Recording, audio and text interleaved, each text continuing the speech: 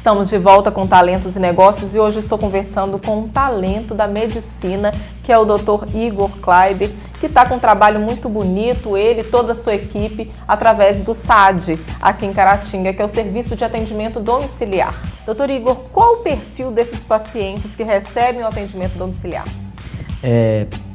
Temos praticamente assim, 3 grupos de pacientes.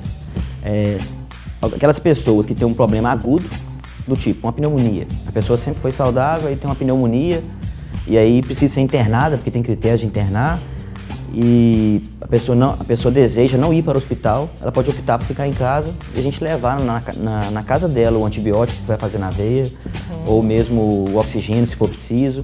Então, assim, seria uma pessoa previamente saudável que teve um problema agudo, que pode ser controlado em casa, né? Às vezes teve uma trombose, às vezes teve uma infecção de pele, uma erisipela na perna, por exemplo, alguma coisa aguda. O outro grupo seria aquelas pessoas que têm um problema crônico e de repente teve uma intercorrência.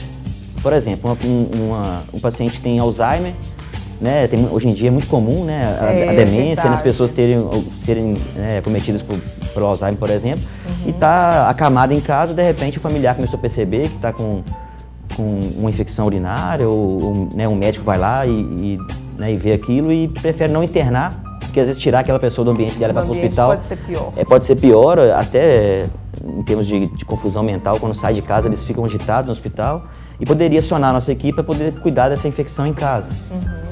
E um terceiro grupo, que eu acho que é o grupo principal, o público-alvo, porque ele não tem um lugar exato em nenhum sistema, que seria aqueles pacientes terminais.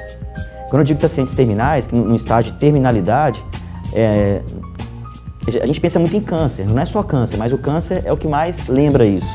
Né? Aquele paciente que tem câncer, ele está acompanhando, fazendo quimioterapia ou radioterapia em outra cidade, por exemplo, e chega um momento que eles percebem que não há mais chance de cura, ou que o tratamento ele é mais maléfico do que benéfico, e ele interrompe o tratamento, e ele volta para a cidade, ele já não tem mais aquele ponto de referência que seria Muriaé ou Ipatinga, ele fica mais em casa, numa situação vulnerável, que ele precisa de cuidados mais frequentes e uma unidade básica de saúde só funciona de dia, não funciona à noite nem final de semana, e ele precisa de cuidados paliativos.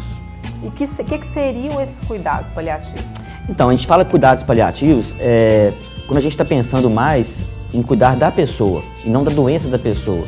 Ou seja, quando você tem um câncer e você está tratando aquele câncer, você está tentando uma cura de uma doença. Mas quando chega no momento que você não tem mais possibilidade de cura, o que resta? Resta alívio de sofrimento. Então o paliativo seria isso, a gente tentar aliviar o sofrimento daquela pessoa, e quando eu digo sofrimento, é sofrimento total. O que seria isso? Físico, social, psicológico, espiritual, tudo que puder ajudar para aquela pessoa se sentir melhor. É um trabalho humano, né? É um trabalho mais humanizado. Sim, e só o fato de poder fazer isso na casa da pessoa, a coisa se torna mais humana. Né? Ela vai receber uma equipe multidisciplinar, cada um vai ter um olhar diferente e vai tentar gerar alguma qualidade de vida ou mesmo qualidade de morte para aquela pessoa que está com mal incurável. Né? E em casa ela consegue comer o que ela gosta, ela consegue receber as visitas que ela gostaria, sem marcar horário. Né? Ela está na cama dela, no quarto dela. Eu acho que a autonomia dela ela é respeitada, né? Por mais que em muitos locais isso não é respeitado. A pessoa está numa situação difícil e ela perde até autonomia. E o engraçado é que o melhor disso tudo é que o paciente ele acaba criando um vínculo com vocês, com todos que vão ali, com aquela equipe toda, e vocês passam a fazer parte daquela família.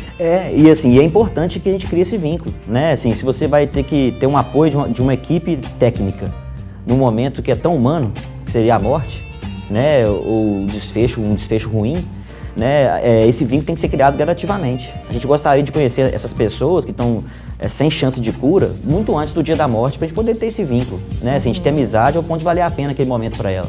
Agora, Igor, como é que é perder um paciente depois que se cria esse vínculo? Como que é para vocês? Eu sei que para vocês que são médicos é uma questão até natural de se lidar, mas quando se cria um vínculo, aquela ligação com a família, deve dar uma dorzinha quando perde, não dá? Com certeza. Né? Assim, agora, quando dá a dor, que é a maior prova que teve vínculo. né? Assim, eu acho que só tem dor quem realmente teve afeto, teve troca, né? Assim, se a gente terminasse essa história sem a dor, eu acho que aquela história não valeu, ela não foi verdadeira, né? E a gente levar a morte como uma parte da vida, como uma coisa, né, assim, que é certa, né? Assim, a gente pode estar conversando aqui agora e daqui 15 minutos eu nunca mais te ver, nem você me ver por alguma coisa, alguma fatalidade. A gente nunca pensa nisso, né? E quando a gente começa a lidar com essas situações, né, que a gente está sempre perdendo 1 por semana ou 2 por semana, a gente começa a ver como que isso é comum, né? Assim, é comum no sentido de fazer parte, não no sentido de ser uma coisa simples. Né? Então dói, né? Mas a dor, eu acho que é sinal que a gente envolveu, a gente participou, a gente representou alguma coisa para aquela pessoa e aquela pessoa também representou para a gente. Porque no fim das contas ninguém dá nada e nem recebe nada, a gente troca o tempo todo. O que a medicina representa para você, para sua vida? Eu acho que é uma chance única de poder tentar ser melhor, ser uma pessoa melhor. Olha, parabéns pelo seu trabalho, parabéns pelo trabalho de toda a equipe do SAD aqui em Caratinga, por esse belíssimo trabalho também realizado pela Prefeitura. Estão todos de parabéns mesmo. Eu agradeço aqui em nome de todas as famílias atendidas pelo SAD e também nós que estamos conhecendo um pouquinho mais desse trabalho hoje. Tenho certeza que quem está em casa também, quem ainda não conhecia, vai passar a admirar cada vez mais. Você já é uma pessoa extremamente admirada na cidade. E eu quero agora aproveitar para reiterar toda essa importância desse trabalho que vocês realizam. E o legal, assim, a gente sempre frisar, né? A gente é uma equipe.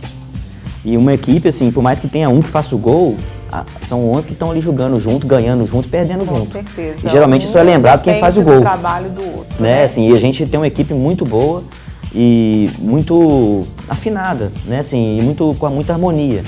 E a gente, sem essa equipe, nenhum de nós da equipe faria nada. Então todos estamos juntos. A importância de cada um, é isso que você quer aproveitar para deixar isso bem claro, que não é só o Dr. Igor aqui, é o responsável, não, é todos ali, todos daquela equipe, né? Cada um tem a sua importância ali. Essa semana a gente ficou sem um motorista, a gente vê como é que um motorista faz uma diferença enorme. Então não tem mais valor ou menos valor, tem que ter uma equipe. É igual. Muito bem, parabéns aí pelo seu trabalho e muito obrigada pela sua presença. Estou honrada com a sua presença hoje aqui no Talentos e Negócios. Obrigado. Pois é, como a gente acabou de ver nessa entrevista com o Dr. Igor, é muito importante o trabalho em equipe. Mas também é preciso saber trabalhar em equipe. Veja as dicas do Sebrae no quadro Rumo ao Sucesso.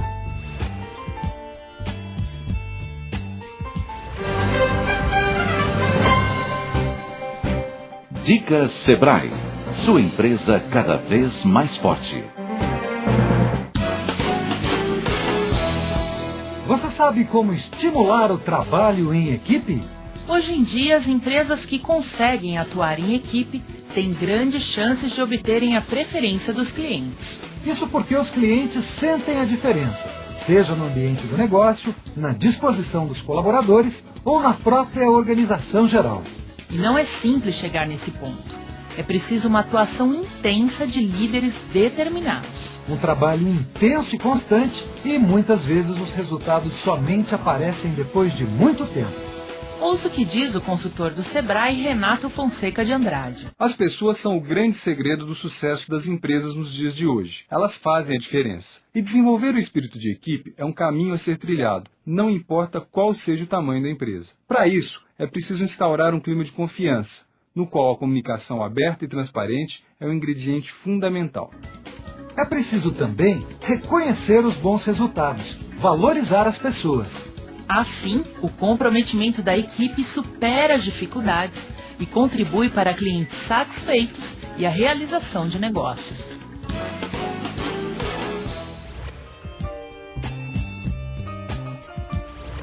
Quem não souber trabalhar em equipe não vai muito longe nesse mundo competitivo que a gente vive hoje. Vale a pena refletir. Talentos e Negócios volta depois do intervalo.